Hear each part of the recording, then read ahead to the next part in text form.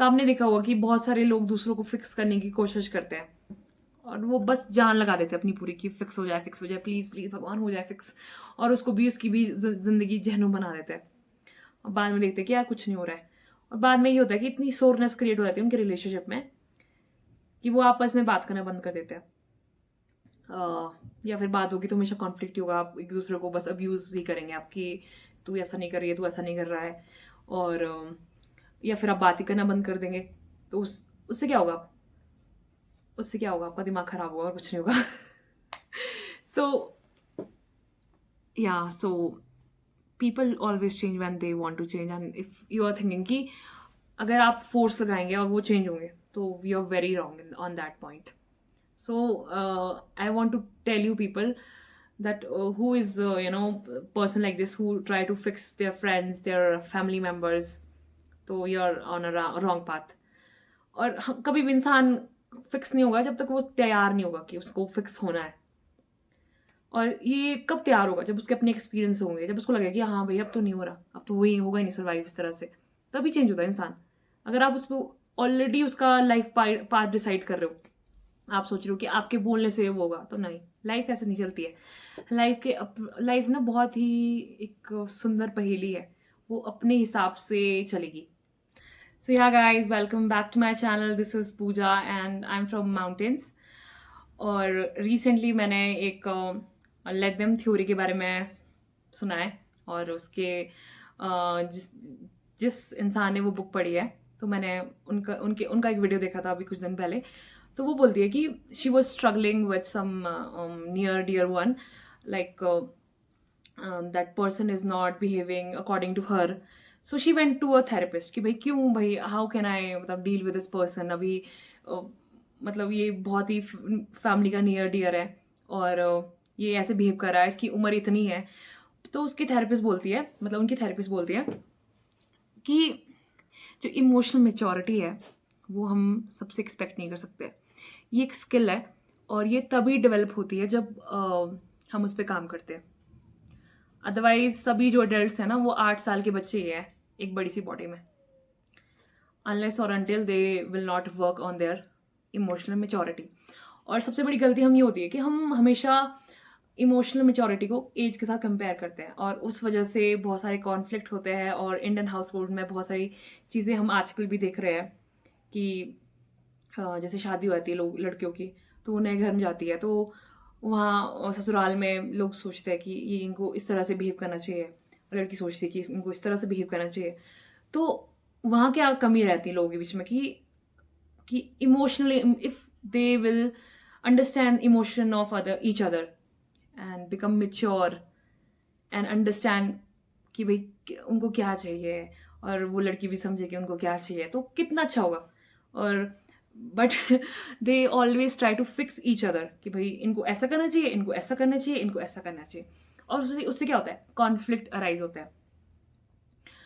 और one thing कि कई बार हम ऐसा करते हैं कि हम सोचते हैं कि हमने बहुत अचीव कर लिया, तो हमारे जो सिबलिंग्स है वो भी सेम वैसा करे, तो हम बहुत पुश करते हैं उनको, हम बहुत पुश करते हैं कि आप ऐसा करो ऐसा करो, फिर भी वो नहीं सुनते, और फिर हमारे बीच इरिटेशन टेंशन स्टार्ट हो जाती है। तो उस थ्योरी अकॉर्डिंग क्या है कि let them, if they doesn't want to change, they don't want to change, let them. It's not your responsibility to fix other. आपकी कोई रिस्पॉन्सिबिलिटी नहीं है फिक्स करना कि इस इंसान को ऐसा करना चाहिए, इस इंसान को ऐसा करना चाहिए, क्योंकि सभी का लाइफ पाथ अलग अलग है। मतलब आप बेशक, एक परिवार होता है ना, वो क्या है, एक हाथ की तरह होता है, बट हाथ की जो सारी उंगलियां हैं वो कभी बराबर देखी है आपने? तो सबका उसी तरह से लाइफ पाथ अलग अलग है। हम as a good family member, मतलब होता है ना कंसर्न फैमिली मेम्बर, समझा सकते हैं अपने आसपास के लोगों को, बट यार हम उनको चेंज नहीं कर सकते जब तक वो चेंज ना करे। अब सपोज मेरा एग्जाम्पल ले लो, अगर मुझे कोई गुस्से में कुछ बोले कि आपको ये करना है, ये करना है, ये करना है, ये करना है, तो मैं कभी नहीं सुनूंगी। मैं सोचूंगी यार क्या बकवास कर रहे हैं ये लोग। मैं कभी नहीं सुनूंगी, मैं कभी भी नहीं सुनूंगी। मैं सोचती हूँ कि अगर कोई इंसान मुझे प्यार से बोलेगा और मुझे रिस्पेक्ट देगा, डेफिनेटली मैं उसके पॉइंट को सुनूंगी।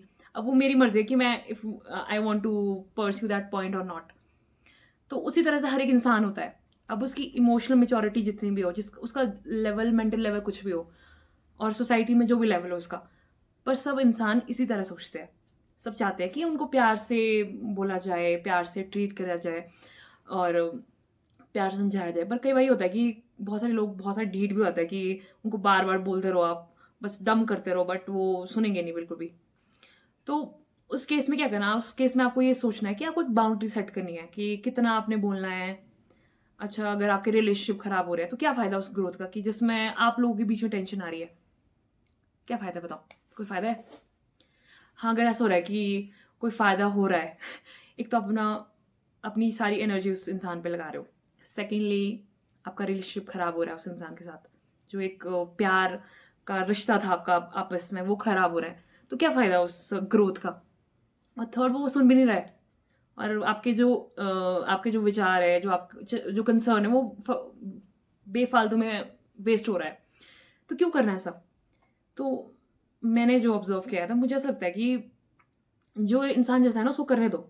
विद टाइम वो समझ जाएगा, जब उसको एक्सपीरियंसेस होंगे ना, जब वो देखेगा कि क्या हो रहा है, अभी कहाँ हूँ मैं अपनी लाइफ में, तो वो खुद चेंज होगा। अगर आप फोर्सफुली बोलोगे उसको और बोलते रहोगे यार ऐसा कर वैसा कर, तो that person will not change. So let them theory ये बोलती है कि let them, if they want to do, if you ask them कि भाई डू दिस, मतलब go for workouts, work on your body, और नहीं करे तो वेल लेट देम, कोई बात नहीं, let them. And you're asking ki just pursue this career, you should read this book, you should join that course, और नहीं करना चाहते तो let them। इसका मतलब ये है कि let them, मतलब करने दो जो करना है, आप मत उसमें बीच में टांग अड़ाओ। So if you will repeatedly will do the same things, तो उसको ना मतलब चिड़चिड़, मतलब वो ना आपसे कड़वाहट से भर जाएगा, वो मतलब आपको बोलेगा नहीं, बट कहीं सबकॉन्शियसली वो आपसे नफरत करने लग जाएगा। तो आपको मैंने जैसे बताया कि एक तो रिश्ता खराब होगा आपका साथ में, और ऊपर से टाइम वेस्ट होगा आपका खुद का, जो एनर्जी आपको अपने ऊपर खुद लगानी थी वो आपने वहाँ पे वेस्ट कर दी, और आपका पूरा मूड स्पॉइल हो गया। जब भी आप उस इंसान को देखते हो तो आपका ऐसा दिमाग हो जाता है कि ये इंसान चेंज क्यों नहीं हो रहा है।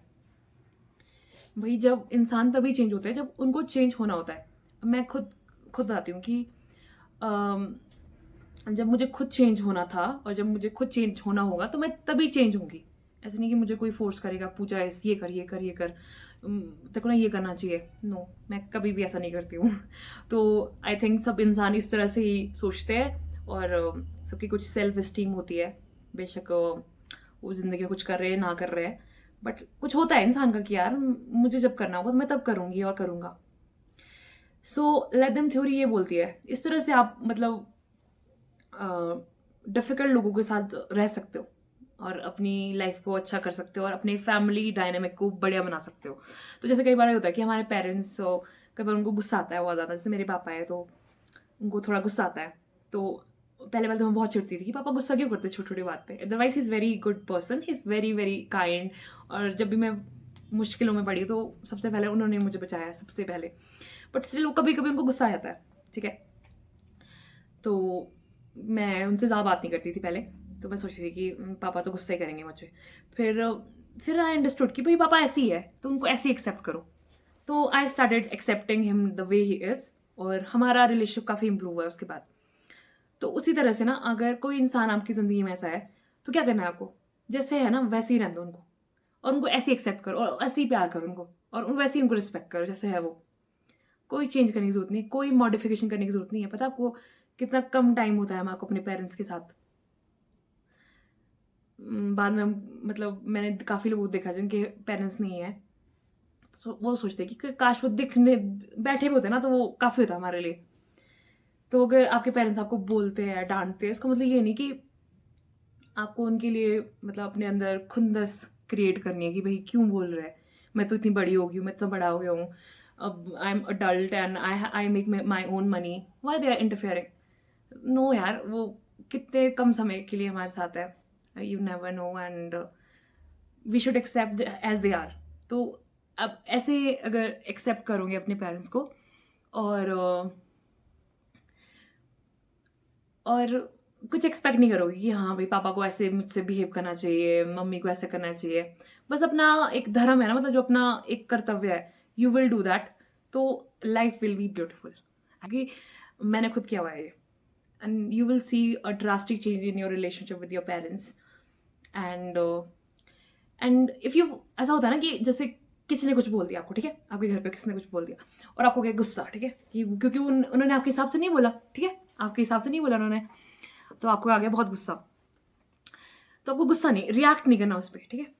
क्या है हमारे हाथ पे? हमारे हाथ में हमारा रिएक्शन ओनली, हमारा एटीट्यूड, हमारा रिएक्शन, ये है हमारे हाथ में। कोई सिचुएशन, कोई इंसान हमारे हाथ में ही नहीं है, सच बताऊं तो कोई भी नहीं। तो जब भी आपको लगता है कि कोई भी हो आपके घर पे या आपके फ्रेंड सर्कल में जो आपको ट्रिगर करते एकदम से, तो आपको रिएक्ट नहीं करना है। आपको देखना है कि क्या बोला उसने, क्या इंसान की क्या बोलने की कोशिश कर रहा है। तो उसको देखना है कि वो बेचारा कितना तड़प रहा है ये बोलने के लिए आपको, और उसको कहाँ प्रॉब्लम हो रही है। तो आपको ना उस तरह देखना है। ऐसा नहीं कि उसने मुझे डांटा, ये नहीं देखना आपने। आपने देखना कि उसने आपको क्या ऐसा ट्रिगर किया कि उनको मजबूर कर दिया कि वो इतना कड़वा के लिए बोल रहे हैं, ठीक है।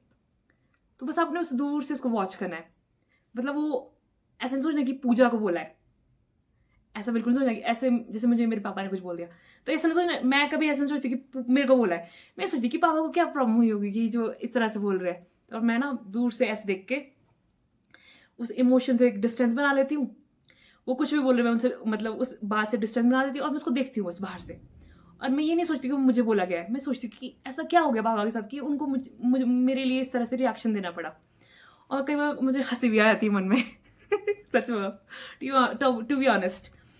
तो इस तरह से ना आप अपने वर्क प्लेस पे भी काम कर सकते हैं। जैसे आपको होता है ना कि आपका बॉस, मतलब जो आपका सीनियर है, वो तो आपके हाथ में नहीं है ना कि वो किस तरह से बिहेव करेंगे। जैसे कि भाई गवर्नमेंट एम्प्लॉयज भी फंसे होते हैं कि वो अपने सीनियर को जवाब नहीं दे सकते, है ना, कुछ भी हो जाए। तो क्या करेंगे आप उस सिचुएशन में? बोलो। अब अपनी मेंटल हेल्थ तो आप रोज रून नहीं कर सकते, क्योंकि कोई भी इंसान आपको कुछ बोलेगा तो आपका दिमाग तो खराब होगा ही ना। अब जैसे मेरे एक कस्टमर ने आके मुझे काउंटर पे कुछ बोल दिया कि मैम रूम तो इतना का था, आपने इतना चार्ज किया। तो मैंने बोला कि मैम सर मैंने तो इतना ही चार्ज किया था, आपको मैंने बोला था कि इतना ही होगा, पर आप सुन नहीं रहे थे बात। फिर when they were checking out तो वो मुझ पर बहुत चौड़ा हो गया, बहुत सारे लोग थे ऊपर। तो मैंने कुछ नहीं बोला, मैंने बस वो देखा कि वो कि कि वो इंसान दोबारा गाड़ी से उतर के, उसने ऑलरेडी पेमेंट कर दी थी, वो दोबारा गाड़ी से उतर के मेरे पास आया और मुझे सुनाने के लिए, जिससे उसको जो गुस्सा आ रहा था वो निकाल सके। देन आई अंडरस्टूड कि भाई कि उसका जो ईगो था ना वो सेटिस्फाई करना था उसको, तो वो इधर आया मेरे पास और मुझे उसने बोल दिया जो उसने मुझे बोलना था। सो आई वॉज वेरी क्लियर, क्योंकि मैंने तो वैसी बात की थी कि भाई इतना होगा और ये चार्जेस है। बट वो होता नहीं, कई बार आप लोग बहुत बार्गेन करते हैं, पर आपको पता होता कि अच्छा ये प्राइस है तो यही प्राइस होगा। तो दैट थिंग हैपेंड एंड वो मुझ पे चिल्लाया बहुत ज़ोर से। तो दैट टाइम मैं तो कुछ नहीं, मैंने कोई रिएक्शन नहीं दिया। मैंने बस मैंने सोचा कि क्या हुआ, क्यों आया इंसान और क्यों इसने मेरे ऊपर ऐसा बोला, ठीक है। सो वर्क प्लेस पे भी आप ऐसा कर सकते हो। जैसे आपको कोई सीनियर है आप पे चिल्ला रहा है, ठीक है, उसको आपका काम पसंद नहीं है या फिर आपने कोई गलती कर दी, तो क्या करना है आपने वो देखना है कि कैसे। पहले तो ये लेट देम थ्योरी लगानी है कि जो कर रहे हो उनको करने दो, जो बोल रहे हो वो बोलने दो, आपके हाथ में वो है ही नहीं। सेकेंडली, आपको ना उस इमोशन से जो उसने बात बोली है उससे डिस्टेंस बनाना है, और अपनी आइडेंटिटी से भी डिस्टेंस बनाना है कि वो मुझे नहीं बोला है। आपको मतलब अपने अंदरूनी लेवल पे ये करना है, ठीक है। और देखना है कि मतलब जो इंसान बोल रहा है वो क्यों बोल रहा है, वो उसको ऐसा क्या हो गया कि वो उसको ट्रिगर हो गया। तो इस तरह से ना आप अपनी मेंटल हेल्थ, अपनी जो होते हैं ना, आप एकदम से पागल हो जाते हैं अंदर से, तिलमिल आ जाता है कि भाई कैसे बोल दिया इस इंसान ने मेरे लिए। और एट सम पॉइंट तो हम मतलब जवाब भी नहीं पाते हैं, क्योंकि कई बार हम किसी के अंडर काम कर रहे होते हैं। Yeah so it's really really powerful trick to handle difficult situation and difficult people. Otherwise तो आप ऐसे नहीं फट जाओगे और आपका पूरा दिन खराब हो जाता है और आप बस सोचते रहते हो कि यार इसने ऐसा बिहेव क्यों किया। क्योंकि कई बार ना हमको ना एक्सेप्ट करनी पड़ती सिचुएशन जैसी है। कई बार हम नहीं कर पाते चेंज, कैसे बोलते हैं ना कि change the environment, change the people, sometime it's not possible. How will you change? तो in that situation you have to accept कि they will behave as they want to behave, let them. So what is in your hand? In your hand is your reaction, or how you will navigate yourself in that moment, in that whole situation. तो वो आपके हाथ में है। तो वो कैसे navigate करोगे आप? तो कुछ ना कुछ तो एक मैकेनिज्म होता है ना किसी न किसी चीज़ को करने का। तो ये इसका भी एक मैकेनिज्म है कि आप, पहली बात तो ये है कि I will tell you one thing, मतलब मैं मेडिटेट भी करती हूँ। तो मेडिटेशन में मैंने ये रियलाइज़ किया कि जो हमारी बॉडी है वो अलग है, जो हमारा दिमाग है वो अलग है, और हम अलग है। ये this is I have experience in meditation. तो ऐसे बोलना तो बहुत आसान होता है ना, but when you experience actually, तो देन यू अंडरस्टैंड कि हाँ ये चीज़ें हैं, कि आप, बॉडी आपकी अलग है, दिमाग आपका अलग है, आप अलग हो। मतलब मैं वो हूँ कि जो कॉन्शियसनेस जो बचपन से लेकर जब पैदा हुई थी, जो अभी तक चल रही है, अभी तक है, और जो सब कुछ देख रही है कि मैं क्या कर रही हूँ, कैसा मेरा व्यवहार है, कैसे मैं अपने लाइफ को जी रही हूँ, कैसे मैं डिसीजन लेती हूँ, कोई मैं सही काम कर रही हूँ, गलत काम कर रही हूँ, तो वो सब कुछ देख रहा है वो। माई मतलब जो मेरी कॉन्शियसनेस है, और हर एक इंसान की कॉन्शियसनेस होती है जो, तो वो है बस आप। ठीक है, तो आपने ये समझना है कि आप वो है, और ये बॉडी है मेरी, मेरी बॉडी है, मैं नहीं हुई है। ठीक है, ये मेरा दिमाग है, पर ये मैं नहीं हूँ। ठीक है, this is how you can have a control कि अच्छा अब मुझे शेप में आना है, तो मुझे इस बॉडी पे काम करना पड़ेगा। ठीक है, अब मैं इस पे काम करूंगी तो it will get into shape. तो अगर मैं इस दिमाग पे काम करूंगी तो it will come on right track, नहीं तो ऐसा होता है कि भटकता है, इधर भी जाता है, उधर भी जाता है। तो आपका क्या काम है, उसको सही डायरेक्शन में लाना। बट जब आप उस डिफरेंस को समझोगे कि हाँ कि ये चीज़ें अलग है, इट्स नॉट मी, बस ये एक टूल है भगवान ने दिए हुए, नेचर ने दिए हुए, जो हम इस दुनिया में अच्छे से काम कर सके, और इस दुनिया को, मतलब इस दुनिया में सर्वाइव कर सके, और नेविगेट कर सके चीज़ों को, और एक्सपीरियंस कर सके। So actually we are celestial beings who are having human experience. मतलब ये कह सकते हैं कि ना, साइंस बैक नहीं है, but it really worked for you guys. अगर आप कभी मेडिटेट करोगे ना, किसी अच्छे इंसान के अंडर ही मेडिटेट करना, ऐसे तो हम सोचते हैं ना कि कुछ भी कर लेंगे घर पे, but if you will do meditation under a good under a good guide, तो यू विल अंडरस्टैंड कि सच में when you will see कि when you will feel कि भाई मेरी बॉडी अलग है, मैं अलग हूँ, और मेरा दिमाग अलग है। सच में आई हैव एक्सपीरियंस दिस। तो उसके बाद ना मेरी लाइफ बहुत चेंज हुई है, बहुत change. I was stuck in lot of things in my mind. I मतलब हमेशा ना मैं हर चीज़ को अपने सोचती कि मेरा है, मेरा ऐसा हो गया, मेरी प्रॉब्लम है, अच्छा मेरे साथ भगवान ने ऐसा कर दिया, मेरी जिंदगी तो ऐसे चल रही थी। तो मैंने हमेशा मैं किया बस कि मेरा है, मेरा है, मेरा है, मेरा मेरा। और इस मैं ने ना, ये मैं ना आपको क्या कर देगा, बहुत बीमार कर देगा। क्योंकि आप हर चीज़ को सोचोगे कि मेरे साथ ऐसा हो रहा है, मेरे साथ ऐसा क्यों हुआ, मेरे साथ ऐसा क्यों नहीं हुआ, क्यों। तो मैं करके आपने क्या कर दिया, जो कोई भी सिचुएशन थी, कोई भी प्रॉब्लम थी, उसको बस इकट्ठा करके रख दिया अपने दिमाग में। तो when you will able to see through that lens कि भाई I'm not this body, I'm not this mind, these are only tools to navigate this life well. So this is my responsibility to take care of it, and to give good direction to my body and to my mind, so that I can live well in this life. तो ऐसा होता है कि बहुत सारे लोगों ने, आपने सुना हो कि IAS ऑफिसर्स हो गए, उन्होंने काफ़ी, आई मीन सिविल सर्वेंट्स हो गए, उन्होंने काफ़ी लोगों ने, इतना स्ट्रेस हुआ उन लोगों को कि उन्होंने जॉब छोड़ दिया। पता है वो कितना मुश्किल होता है ये एग्ज़ाम को क्रैक करना, बहुत ही ज़्यादा मुश्किल। और फिर लोग डिसाइड करते हैं कि छोड़ दो। क्यों छोड़ते हैं वो लोग, क्या ऐसा होता है कि उनको लगता है कि उनको रिटायरमेंट लेनी चाहिए, और वो छोड़ देते हैं। इसलिए छोड़ते हैं कि शायद maybe they are not able to handle their emotional state, mental state. Because अब IAS बन गई, इसका मतलब ये थोड़ी कि आपके हिसाब से सब कुछ चलेगा।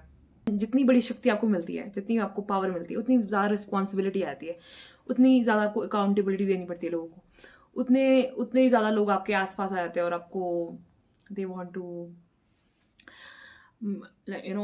they want to use you as a tool to get their own things. It's not easy. अब सोचो, अब इतना मुश्किल प्रोसेस है IAS बनने का, और फिर मैं सुनती हूँ कि उन्होंने मतलब उन्होंने छोड़ दिया। एक IPS ऑफिसर है, मैंने सोशल मीडिया में पढ़ा था कि उन्होंने बोला कि वो जॉब छोड़ रही है, और उनकी अपनी कुछ कमिटमेंट्स है, और उन्होंने शायद 10 साल ही जॉब की थी उसमें। अब सोचिए कितना मुश्किल एक IPS ऑफिसर बनना, और now she left that job. May be उनकी कुछ और रीज़न भी हो सकता है, बट मुझे जो लगता है कि हमारे को, मतलब people are not able to handle like life, the different situation, because civil servant की लाइफ तो ईजी नहीं है for sure. Even I work in my own family business, तो वहाँ पे काम करना भी इतना मुश्किल है, जहाँ पे मेरा खुद का कंट्रोल है चीज़ों में। जहाँ मतलब अगर बट अगर आप एक गवर्नमेंट एम्प्लॉई है या आप किसी कॉर्पोरेट में किसी के अंडर काम करें तो कितना डिफिकल्ट है वो काम करना. This is one of the example.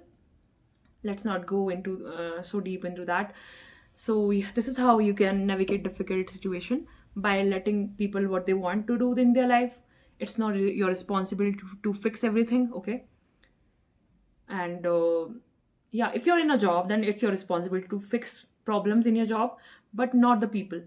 You can matlab you cannot you have no control over the situation और and the people's reaction to that situation. और मतलब उस पर भी नहीं है कंट्रोल कि लोग कैसे बिहेव करेंगे आपके साथ. नहीं है, बिल्कुल भी कंट्रोल नहीं है. वो वैसे बिहेव करेंगे जितनी उनकी मेच्योरिटी होगी, इमोशनल मेच्योरिटी.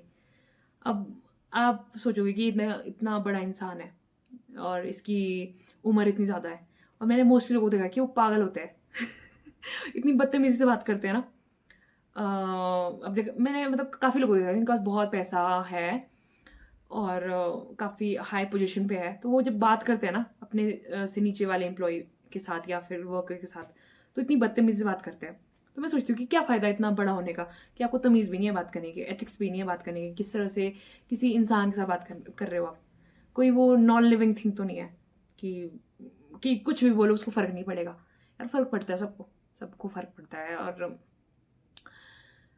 खैर, तो वही ना, हमारे कंट्रोल में तो नहीं है दूसरों का रिएक्शन, कभी भी नहीं है. तो हमारे कंट्रोल में क्या है?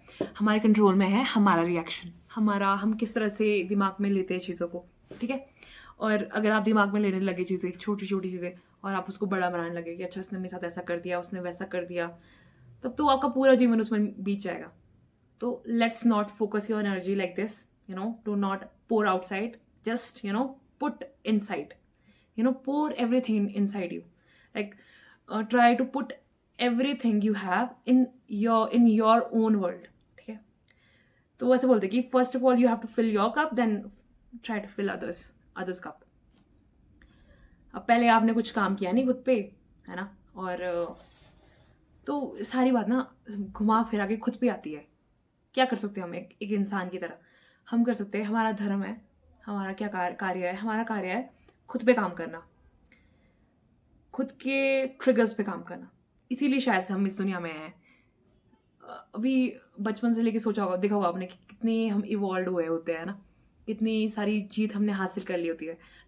It's not about only financial, it's also about emotional, कि आप कितने मेच्योरली ग्रो करते हैं और किस तरह कितनी ब्यूटीफुली उन सिचुएशन को आप हैंडल कर पाते हैं जो आपको पहले लगता था कि कितना मुश्किल होगा.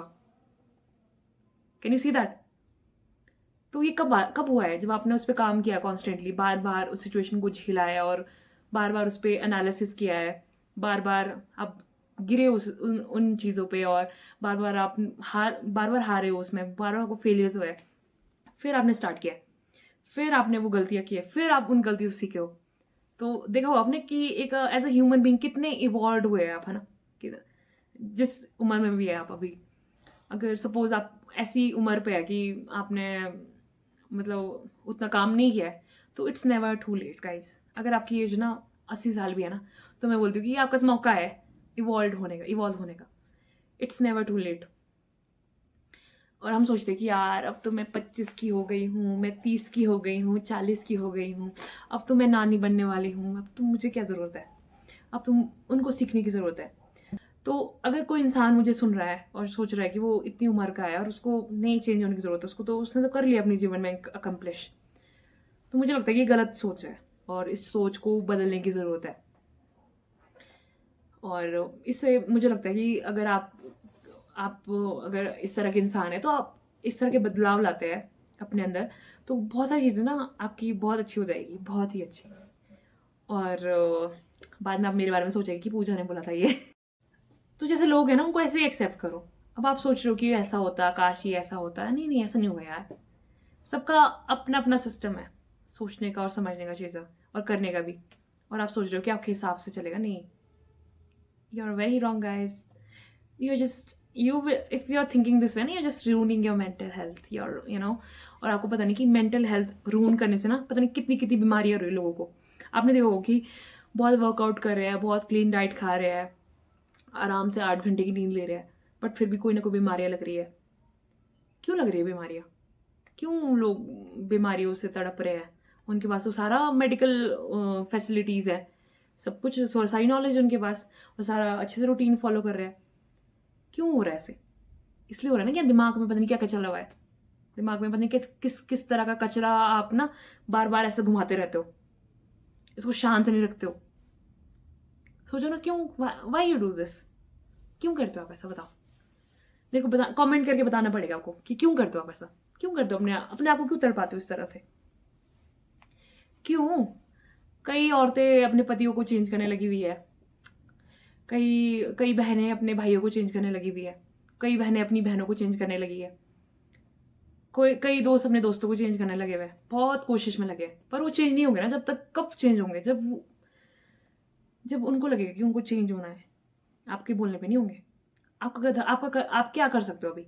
आपका काम है कि जो आपको एक रोल दिया है भगवान ने आपकी लाइफ ने, तो उसको अच्छे से करो आप, ठीक है? और इतने अच्छे से करो कि दूसरों के लिए इंस्पिरेशन बन जाओ कि यार ये इंसान कितने अच्छे से कर रहा है इस। और जो एनर्जी आप फालतू में बाहर लीकेज कर रहे हो ना, ऐसे फालतू में, तो उसको खुद पे लगाओ, खुद की लाइफ बेटर बनाने में लगाओ, खुद के गोल्स पे काम करो, कुछ पर्पज रखो अपनी लाइफ में कि मुझे कुछ ये करना है।